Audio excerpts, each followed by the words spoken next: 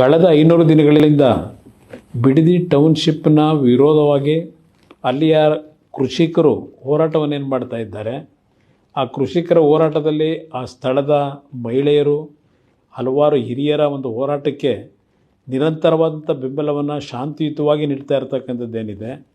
ಇವತ್ತು ಏಕಾಏಕಿ ಸರ್ಕಾರದ ಅಧಿಕಾರಿಗಳು ಅಲ್ಲಿ ಸರ್ವೆ ಮಾಡಲಿಕ್ಕೆ ಬಂದಾಗ ಅಹಿತಕರ ಘಟನೆಗಳು ಏನು ನಡೆದಿರ್ತಕ್ಕಂಥದ್ದಕ್ಕೆ ಇವತ್ತು ಸರ್ಕಾರದ ಚಿತಾವಣೆಯೇ ಏನಿದೆ, ನಮ್ಮ ರೈತ ಬಂಧುಗಳಿಗೆ, ನನ್ನ ತಾಯಂದರಿಗೆ, ರೈತ ಜೀವನವನ್ನು ನಿರ್ವಹಿಸ್ತಕ್ಕಂಥ ತಾಯಂದರಿಗೆ ಮನವಿ ಮಾಡ್ತಕ್ಕಂಥದ್ದು, ಯಾವುದೇ ಕಾರಣಕ್ಕೂ ಯಾವುದೇ ಕೆಟ್ಟ ಘಟನೆಗಳಿಗೆ ಅವಕಾಶ ಕೊಡದೆ ಇವತ್ತು ಶಾಂತಿಯುತವಂತ ನಿಮ್ಮ ಹೋರಾಟ ಏನಿದೆ ಅದನ್ನು ಮುಂದುವರಿಸಿ ಕಾನೂನಿನ ವ್ಯಾಪ್ತಿಯಲ್ಲಿ ನಿಮ್ಮ ಪರವಾದ ನ್ಯಾಯವನ್ನು ತರ್ತಕ್ಕಂಥದ್ದಕ್ಕೆ ಹೋರಾಟ ಮಾಡಲಿಕ್ಕೆ ಈಗಾಗಲೇ ಹಲವಾರು ಜನ ತಯಾರಿರ್ತಕ್ಕಂಥದ್ದೇನಿದೆ.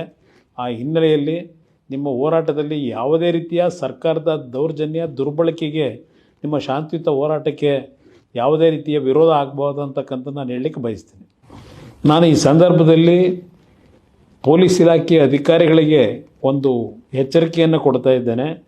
ತಾವು ಶಾಂತಿಯುತವಾಗಿ ಹೋರಾಟ ಮಾಡ್ತಾ ಇರತಕ್ಕಂಥ ಒಂದು ರೈತರ ಹೋರಾಟಕ್ಕೆ ಇವತ್ತು ಸರ್ಕಾರ ಅವರ ವಿರುದ್ಧ ದೌರ್ಜನ್ಯವನ್ನು ಎಸಗತಕ್ಕಂಥದ್ದು, ತಮ್ಮಗಳನ್ನು ದುರುಪಯೋಗಪಡಿಸ್ಕೊಳ್ತಕ್ಕಂಥದ್ದೇನಿದೆ, ಇದಕ್ಕೆ ಯಾವುದೇ ಕಾರಣಕ್ಕೂ ತಾವು ಸರ್ಕಾರದ ಸೂಚನೆಗಳೇನಿದೆ ಹೆದರಿ ರೈತ ವಿರೋಧಿ ನೀತಿಗಳನ್ನು ಮಾಡಿದರೆ ಆ ಒಂದು ಈ ಸರ್ಕಾರದ ಕೆಟ್ಟ ನಡವಳಿಕೆಯ ಪಾಲು ನಿಮಗೂ ಇವತ್ತು ಹಂಚ್ಕೊಳ್ತಕ್ಕಂಥ ದಿನಗಳು ಬರುತ್ತೆ. ಅದರಿಂದ ಎಚ್ಚರಿಕೆಯಿಂದ ಇರಿ ಅಂತಕ್ಕಂಥದ್ದನ್ನು ಪೊಲೀಸ್ ಇಲಾಖೆ ಅಧಿಕಾರಿಗಳಿಗೆ ಹೇಳಲಿಕ್ಕೆ ಬಯಸ್ತಾ ಇದ್ದೇನೆ.